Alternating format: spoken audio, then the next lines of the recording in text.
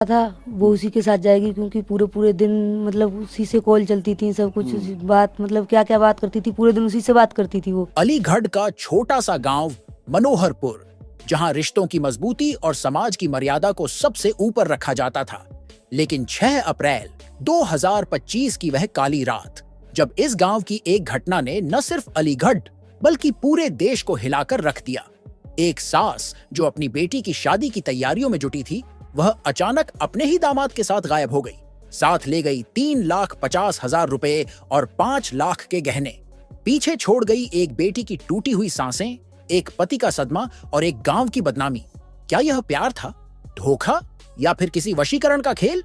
आज हम इस कांड की गहराई में उतरेंगे और उन सभी सवालों के जवाब ढूंढेंगे जो आपके मन में घर कर गए होंगे। 16 अप्रैल 2025 को शिवानी और राहुल की शादी तय थी। गांव में खुशियां छाई हुई थी। लेकिन 6 अप्रैल की रात, जब सब सो रहे थे, अनीता देवी और राहुल ने एक ऐसा कदम उठाया जिसकी किसी ने कल्पना भी नहीं की थी। वे दोनों रातों रात गायब हो गए। सुबह जब यह खबर फैली तो गांव में भूचाल आ गया। जितेंद्र, अनीता के पति और शिवानी के पिता सदमे में थे। उन्होंने पुलिस में शिकायत दर्ज की कि अनीता और राहुल ने नकदी और गहने चुराए हैं। लेकिन क्या सच में यह चोरी थी या फिर कोई और ही सच्चाई थी इस भागने के पीछे? जब अनीता और राहुल 16 अप्रैल को थाने पहुंचे तो अनीता ने एक चौंकाने वाला बयान दिया। उन्होंने कहा, मैं अपने पति जितेंद्र के साथ एक पल भी नहीं रह सकती। वह शराब पीकर मुझे रोज मारता था। मेरी जिंदगी नर्क बन चुकी थी। मैंने राहुल से मदद मांगी क्योंकि मैं जिंदा नहीं रह सकती थी। उन्होंने चोरी के आरोपों को भी खारिज कर दिया और कहा कि उन्होंने सिर्फ 200 रुपए और कुछ जरूरी सामान लिया था। लेकिन क्या यह सच था या फिर यह सिर्फ एक बहाना था?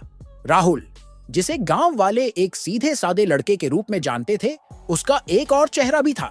पुलिस को पता चला कि 1 साल पहले भी राहुल हरदोई की एक औरत के साथ भाग चुका था। गांव वालों ने दावा किया कि राहुल का काम ही औरतों को बहलाकर फंसाना है। लेकिन राहुल ने कहा कि उसने अनीता को सिर्फ इसलिए बचाया क्योंकि वह बेबस थी। क्या राहुल सच में एक नायक था या फिर वह एक धोखेबाज जिसने अनीता को अपने जाल में फंसा लिया? इस कहानी में सबसे चौंकाने वाला मोड़ तब आया जब राहुल के परिवार ने दावा किया कि अनीता ने वशीकरण किया था। राहुल के चाचा ओमवीर ने बताया कि राहुल के सामान में एक ताबीज मिला था जो शायद काले जादू का हिस्सा था। गांव वालों में यह बात फैल गई कि अनीता ने तांत्रिक की मदद से राहुल को अपने वश में कर लिया। लेकिन पुलिस को इसका कोई सबूत नहीं मिला। क्या वशीकरण सच में हुआ था या फिर यह सिर्फ राहुल के परिवार का बहाना था? इस पूरे कांड में सबसे ज्यादा दर्द किसका हुआ? शिवानी का, जिसकी शादी की तैयारियां चल रही थीं। उसी के मंगेतर और मां ने उसके साथ विश्वासघात किया। शिवानी ने कहा, मेरी मां अब मेरे लिए मर चुकी है। उसे इतना गहरा सदमा लगा कि उसे अस्पताल में भर्ती कराना पड़ा। क्या शिवानी कभी इस दर्द से उभर पाएगी? क्या वह कभी किसी पर भरोसा कर पाएगी? पुलिस ने अनीता और राहुल को गिरफ्तार किया, लेकिन चोरी का सामान नहीं मिला। अनीता के दावे को कुछ हद तक बल मिला, लेकिन जितेंद्र और गांव वालों ने पुलिस पर ढिलाई का आरोप लगाया।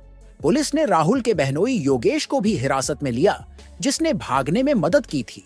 लेकिन सबसे बड़ा सवाल यह था कि क्या अनीता और राहुल का रिश्ता गैर कानूनी था? क्योंकि अनीता अभी भी जितेंद्र की पत्नी थी और बिना तलाक के वह राहुल के साथ नहीं रह सकती थी। गांव वालों ने अनीता को इज्जत की दुश्मन बताया। पंचायत में मांग उठी कि उसे गांव से बाहर निकाला जाए। लेकिन कुछ लोगों ने सवाल उठाया कि अगर अनीता सच में टॉर्चर झेल रही थी तो क्या उसका भागना गलत था? समाज किसके साथ खड़ा था? पीड़ित औरत के साथ या फिर मर्यादा के साथ? यह कहानी सिर्फ एक सास दामाद के प्यार या धोखे की नहीं है। यह इंसानी रिश्तों, समाज की मानसिकता और कानून के सवालों का गहरा सच है। अनीता गुनहगार है या पीड़ित? राहुल ने गलत किया या सही? जितेंद्र ने माफ कर दिया, लेकिन क्या वह सच में दिल से माफ कर पाएगा? और शिवानी, क्या वह कभी इस दर्द से उबर पाएगी? ये सवाल आपके मन में भी होंगे। हमें कमेंट में बताइए, आपकी राय क्या है? अगर यह वीडियो आपको पसंद आया तो लाइक और शेयर जरूर करें। नए अपडेट्स के लिए बेल आइकन दबाना न भूलें। धन्यवाद।